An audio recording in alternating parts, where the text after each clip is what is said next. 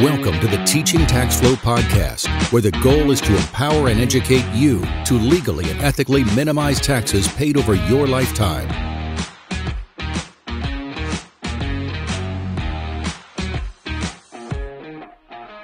Hey everybody, and welcome back to the podcast. Today we're going to really dive into demystifying those differences between a 1099 contractor and the W-2 employee. If you really want to upset your tax professional, maybe mess with them and tell them that you're a 1099 employee. So if that doesn't make any sense, or if you're intrigued on why that would irritate them, be sure to listen to this show. You're going to love it. Our guest is fantastic. Dev's read these details for us as always, but let's take a moment. Thank our sponsor. This podcast is sponsored by The Mortgage Shop. Are you looking to qualify for an investment credit loan without jumping through hoops? That's easy. They have loans with LTV up to 89.99%. Exploring their products and discovering how they can work for you is simple. Just visit mortgage.shop or call 865-325-2566 and tell them TTF sent you. Hey everybody, and welcome back to the Teaching Tax Flow podcast. I am John Trapolsky, the co-host here from the TTF team. As always, Chris Pacuro, our little tax wizard, is here with us. We reeled him back in as always. So how's it going, Chris? Little tax wizard. Are you alluding to my really geeky days of playing Dungeons and Dragons when I was a kid?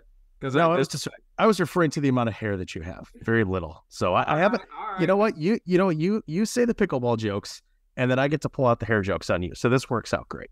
So we got a great topic. As I always say, and by the way, I know I always say we have a great topic. If they weren't good, we wouldn't do them. So we're going to do a nice comparison between W-2s and 1099s. So if you don't know which one of those you really fall into, you may have bigger problems. But that's why we bring on these guests. So Chris, why don't you tell us about our guest for today who's joined us on this topic? Well, we are honored to have Jason Mall, CPA and enrolled agent, actually. You've got both bases covered. Straight out of the mean streets of Spring Hill, Tennessee. So pretty much my neighbor. Jason and I have known each other for, almost since I moved here, down here to Middle Tennessee and he has his own CPA practice. He does an amazing job. I'll let him kind of talk about his niche, but he's a young guy, but also is full, really hands-on with his clients, not only on the tax planning preparation side, but also helps them with bookkeeping, getting set up on QuickBooks Online. And he's a perfect person to have come in to talk about W-2 versus 1099. We get a lot of questions sent to us about employer classification. There's some technical issues with IRS on that. And Jason has probably heard, if him and I had $1 every time someone said, hey, I'm a W-2 employee or a 1099 employee or a W-2 contractor. Like, you can't be both. We are either one or the other. And we really, but from a teaching tax flows perspective, we really want people to understand that traditionally it was better to receive a W-2, but actually it could be better to get a 1099. But regardless of what's better, we have to understand the differences between those two employee classifications. And W-2 and 1099 are simply IRS tax forms that are sent to an employee or an independent contractor. But Jason, welcome to the Teaching Tax Flow show. Thanks so much. Appreciate you guys having me. Our pleasure. Can you tell us about your practice? And you have a really unique story coming from the entertainment industry. You're probably the only person that's moved from California to Middle Tennessee. Here's our we always got to mention California on the show. But can you tell us a little bit about yourself and what led you to start your own CPA practice and a little bit about your practice? Absolutely. So you mentioned I am a CPA, also an enrolled agent. I kind of got the enrolled agent as I was working through the CPA exams, just to kind of allow me to jump in and start working with clients and building the practice. But like you mentioned, I'm originally from Orange County, California, Southern California. And yeah, I got my start in entertainment, and that wasn't, it wasn't intentional.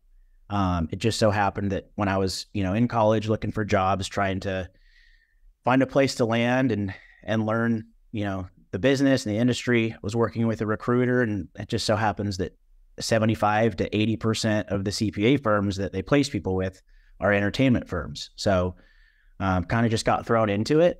Started off doing roles more on the business management side. So it's kind of like a bookkeeper and a glorified executive assistant rolled into one. And I knew early on that I wanted to do tax. Just with tax being such a huge part of someone's financial life, arguably it's one of the biggest expenses that we have in our life. I wanted to know it and be able to understand it for myself. And I also knew that's, just going to be a huge way to add value to clients. Really, to put it plainly, it's kind of an easy sell if you know it and know how to talk people through it. So, worked at a smaller firm doing business management, kind of moved to a larger firm that was a lot bigger, about 50 employees there. And I worked exclusively in the tax department. That firm also had an in-house wealth management firm that had almost $1 billion of assets under management. So got some experience working there as well. But I knew pretty early on I wasn't going to do well working for somebody else. So, I knew I wanted to kind of work for myself. So I started picking up clients really as early as I could. And then back in 2018, when we moved to Nashville from Southern California, I kind of just took the leap and quit working for other people and started growing organically. So still working with people in entertainment a little bit, more so, in Southern California, it was kind of TV and film. Moving out here, working a little bit more with people in music. But lately I've become a little bit more of a generalist, working with really any small business owner that needs help and wants to work with me. So that's kind of where we stand today. Awesome. I appreciate that. And kind of segueing into this issue, well, the reason we really wanted to have you on as the guest of this show is that this employment classification gets more difficult the smaller a business is. And you probably have a lot of your clients come to you with questions of how to classify labor. So we're going to take away, we can talk about the tax advantages of each side in a few minutes, but what advice would you give as far as what are things to consider if you have a client come to you and say, hey, I'm thinking about hiring someone, I'm really not sure if they should be on payroll or not? Yeah. For me, kind of the nuts and bolts of that question and the answer, it comes down to really talking with the person that you're going to hire, getting a feel for what they're going to do, getting a feel for their understanding of what a W-2 employee is versus a 1099 contractor. If you have somebody that, say you're bringing in someone to help you as an executive assistant, that person, they might have some other random job and they might be coming in and you're going to teach them how to do it. They're not working for other people in that capacity. They don't even know what a 1099 contractor is. That's a situation where you're either going to have to educate them and say, hey, is this something that you want to work for us exclusively? In which case, we can bring you on as a W-2 employee, pay that half of the Social Security and Medicare tax, kind of train you for this role. Or is it something where, maybe you want to work for us part-time, maybe you want to have some other clients that you work with doing the same thing. So really, it comes down to having a conversation with the persons you're hiring and kind of setting expectations for, what exactly the role is. And Jason, did you ever talk with any clients by way of business owners that, it's kind of an old way of thinking about, I guess, coming again, me not being a CPA or an enrolled agent like either of you smart gentlemen. So business owners are always used to, and this is, when I was in my early 20s, I remember somebody telling me like, oh, well, if you give office hours, that's the big qualifying question, right? Like if you give somebody office hours, they are an employee, they're a W-2. Is that, I'm sure that's changed because obviously, not everybody, a lot of people have gone to remote working, so things have changed a little bit. But are there any questions like that you might ask early on? Just kind of qualifiers? Say, hey, do they meet this? Do they meet this? Do they meet this? No, they cannot be a contractor. And then kind of on the other side of it too, do you have people that, clients that come to you and say, oh, well, we're all contractors. And you look at them and say, well, these two over here, those are problem children. You might want to reconsider that. And then how do you really handle that relationship a little bit, or that conversation? Yeah, it's tough. So the IRS does have a 20-point checklist. They have basically a questionnaire effectively that you can go in and answer, either as, the hirer or the hiree, and kind of use that to evaluate, where do I fall here? And admittedly, when you do that, it's almost never cut and dry. Almost always you can make an argument for either way. I think generally most of what I see is employers wanting to just put people on 1099 because it's easier. Typically you don't have to file any paperwork to, tell the state that you've hired somebody. You don't have to set up a fancy payroll system that, collects sales taxes. You don't have to pay half of the, not sales taxes, payroll taxes. You don't have to collect half of the Social Security, Medicare, pay that in for the employee. So in my experience, most of the time, employers kind of err that way. They're just like, I'm just going to pay somebody 1099 because it's easier.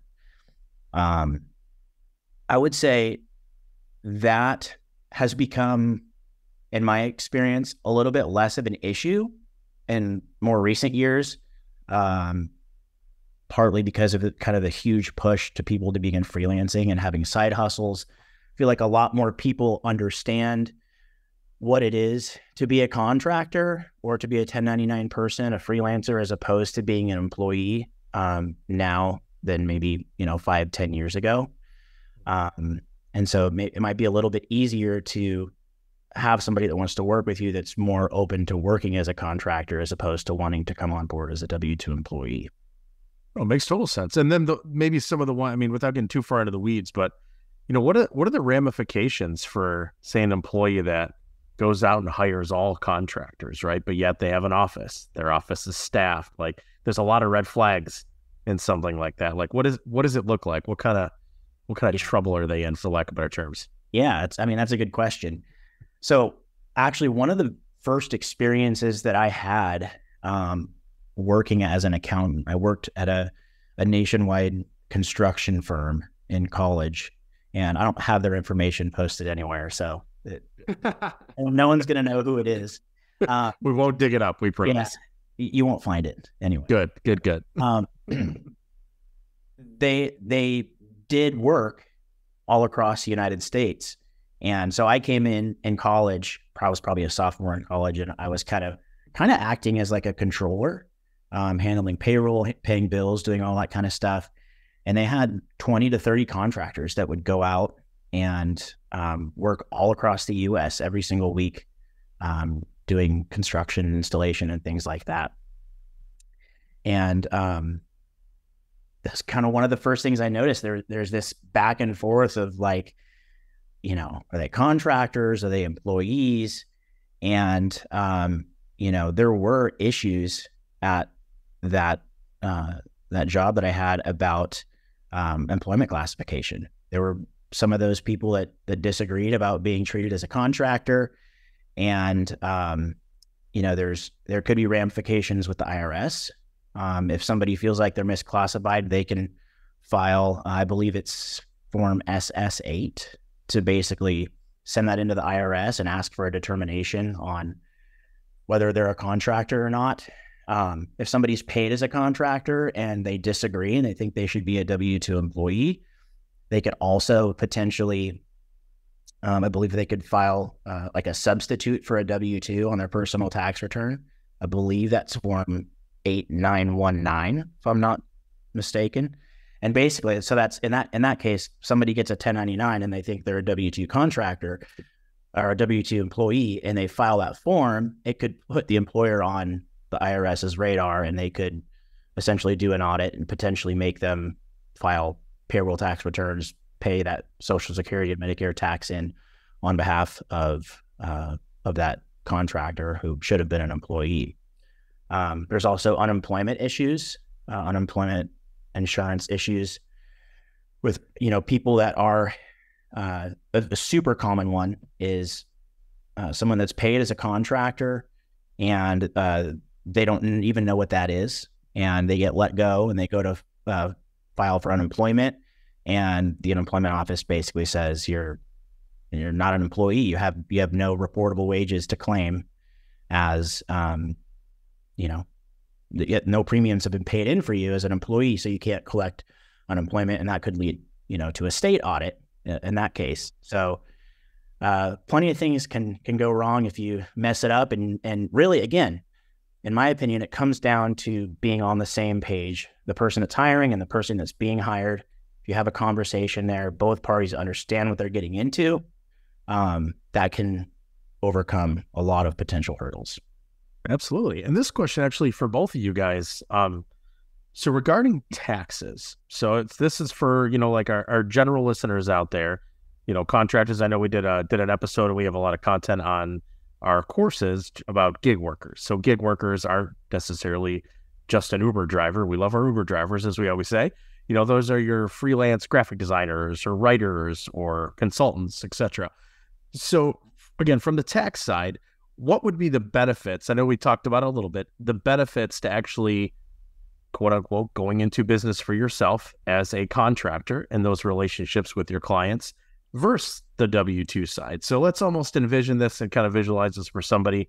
They have two opportunities in life. They can either go left and take a full-time position in an organization, or say within the same organization, they could come in as a contractor. So maybe, again, kind of between both of you guys, kind of walk us through those options. Same person, same company, same job in a sense. Obviously, some differences in classification there. So walk us through how that would benefit them regarding taxes. And Chris, maybe you want to start us off on that one? Right. Well, I think Jason made a great point before we jump into this, is that when you're looking at that employee versus independent contractor classification, the risk is on the person that is employing, I guess, or hiring, I should say, right? Hiring the person providing labor. And like Jason said, there's a lot of exposure for payroll taxes. If someone's deemed to be an employee and if they go back 3 years and you owe payroll taxes for that person plus the penalties, that is very punitive. Ouch. The other issue is you could get wrapped up with ERISA. So let's say they have a retirement plan within their company and you were included. You do not want to get involved with that, where all of a sudden you should have made all these contributions to a retirement account on behalf of an employee. Health insurance. So like Jason mentioned something really important when it comes to that relationship. Basically, it's going to be hard for anyone to know something that someone's misclassified unless something happens.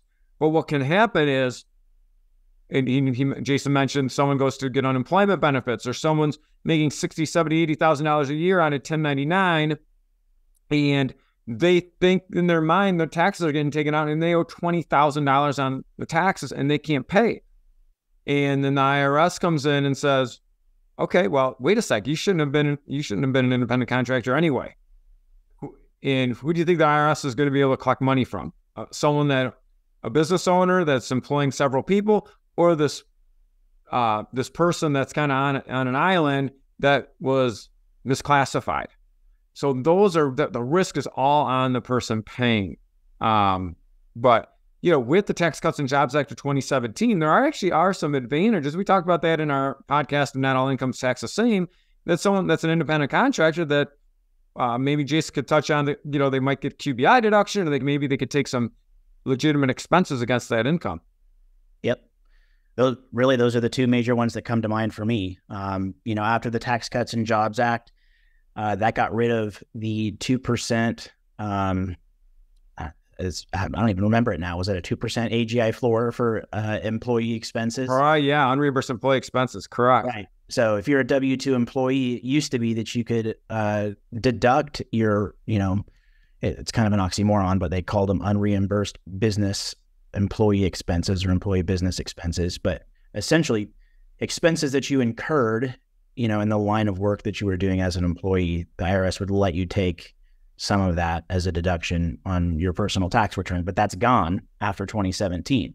So, if you're a freelancer, business owner, 1099, you can deduct, under IRC Section 162, you can deduct any of your business expenses that are ordinary and necessary in doing your job as a contractor. So, huge benefit, right? You're taxed on the net, not on the gross of what you make in that role, versus now employees, you're taxed on the gross. There's no way to beat that number down except for, working less, and that's going to leave you with less money. And, like you mentioned too, the QBI deduction, if you're a freelancer, you're a sole proprietor in the eyes of the IRS, that is an entity that is eligible for the 20% QBI deduction. So subject to other limitations, deducting half of your self-employment tax and all that stuff, the IRS is basically going to chop 20% of your net income off of your taxable income before calculating how much you owe. So definitely, there are definitely benefits, to being a freelancer. Again, in addition to that, move towards more people being freelancers, there's more of an incentive now actually to be taxed that way. Of course, the benefit of being an employee is that your employer is going to pay for half of your Social Security and Medicare tax, which is nice. And then also there could be other fringe benefits associated with being an employee, like health insurance, workers' compensation if you get injured, doing your job. So, yeah.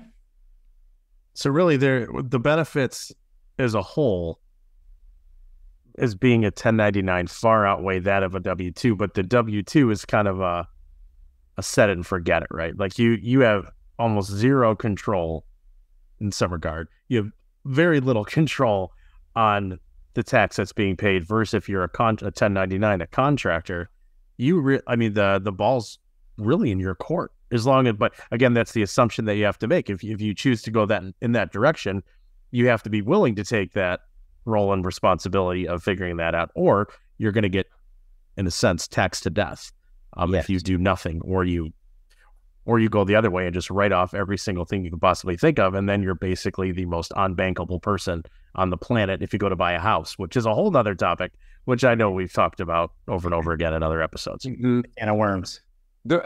So there are benefits of each one. I think that the important thing to remember that is that if you have a business or you are an independent contractor, or just make sure that if you own a business, you're classifying your labor properly. We always know there's a gray area, but the facts and circumstances, which is your behavioral control, your financial control, and your relationship with the parties, that's going to dictate what that person is. And I would advise, we're not attorneys here, but I would advise, no matter what your classification is to have some type of contract in place that's written that says, hey, this is what I'm doing. This is like John, you can produce this podcast. This doesn't preclude you from producing other podcasts, and you could produce this podcast whenever the heck you want to, and you work on other podcasts. So for purposes of this podcast, you're an independent contractor. But it could go the other way if the facts and circumstances were different. And then really, just as we kind of wrap up here a little bit, so what would be your best advice to both sides of that? I know this is kind of recapping what we already talked about, but to an employer, looking to grow, what would be your best advice you would give to them? But then also on the other side, for an employee or a contractor, kind of in discussion, say with a potential employer, as far as for how that relationship looks with them. So 2 examples, again, I love 2 examples of everything, both sides of the fence. So kind of walk us through, give us maybe your top couple chunks of advice for either one of those to keep them out of trouble and to keep some more money in their pocket potentially. Yeah. So I think you're going to get 2 situations. I think you're going to get cut and dry situations, and you're going to get situations that aren't so black and white. In the cut and dry situations, somebody comes on, they're clearly a W-2 employee, just hire them, call it a day, move on, And there's going to be other situations where it's going to be cut and dry that the person's a contractor, right? A business owner hires me to do their taxes. I have my own business. It's cut and dry. There's no question there. Even if we sign a contract that says, I'm an employee, it doesn't matter. The facts and circumstances say, in this situation, I'm a contractor. When the situation is not black and white, I kind of touched on this earlier, it's just super important to be transparent between the person hiring and the person being hired. Like Chris mentioned, the only time anything comes of a misclassification case is when there's a disagreement between, the classification, and that's almost always going to be on the side of the person being hired, right? They disagree with how they're being classified. So if you have an upfront conversation with somebody that you're hiring about what the role is, how you're going to pay them, that's the absolute best advice I can give. Recap that conversation in an email or in a contract. And I would also say, don't be afraid to hire people as employees. I think a few years ago, 5-10 years ago, that was kind of the big thing, is people didn't want to deal with it. It's not all that hard to hire employees these days. You fill out an application to get an unemployment account number, sign up with a payroll service, and it's not all that hard. So don't let, doing things the right way keep you from hiring people in your business that can help you. So that's what I'd leave you with. Hey, excellent advice. Excellent advice. And yeah, absolutely excellent advice. And for business owners and out there that want to expand on that and maybe have questions about employment classification or general tax questions, or interested in working with Jason, I know he offers a discovery call, I think 15 or 20-minute discovery call for a prospective client, making sure it's a good fit. What's the best way people can get a hold of you? Yep. You can visit my website, jasonmallcpa.com. And on my website, you can either submit a message through the message box. My email's on there, and you can also schedule a discovery call directly on my website as well. So visit the website and tell you everything you need to know. Excellent. Their website is very clean and very user-friendly. And we'll pop that link too in the show notes as well here too. So everybody who's listening to this, you do not have an excuse while you haven't clicked on that link if you have a question. So on that note too, we will also drop some links in the show notes of this podcast too for some previous podcasts related to this. I think a good one we might toss in there would be really what qualifies as a business deduction, I think is pretty related as well. And also some other links to some TTF resources. So thank you, gentlemen, as always, for joining us. Chris, you're stuck with me for yet another episode. We'll have you back, I guess. We'll let you back on your own show. But Jason, thank you for your time as well. Thanks for having me. Appreciate it. Absolutely, everybody. And we will see everybody next week as always.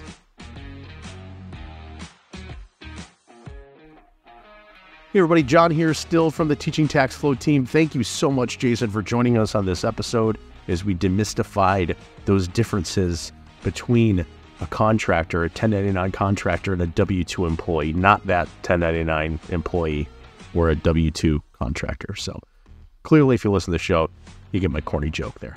But as promised, look at the show notes. There's actually a link there to Jason's website. There's a link to another podcast we suggest you maybe listen to, as just mentioned, as well as a direct link to sign up for your free, that's right, absolutely free membership with Teaching Tax Flow. Click on the links below in the show notes, take you straight there. As always, as well, join that Defeating Taxes Facebook group. Great information. We hope to see you there.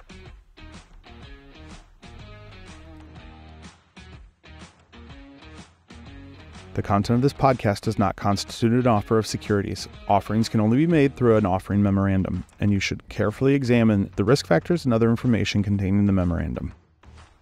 The content provided is for educational purposes only. We encourage you to seek personalized investment advice from your financial professional. For all tax and legal advice, please consult your CPA or attorney. Investment advisory services are offered through Cabin Advisors, a registered investment advisor. Securities are offered through Cabin Securities, a registered broker-dealer.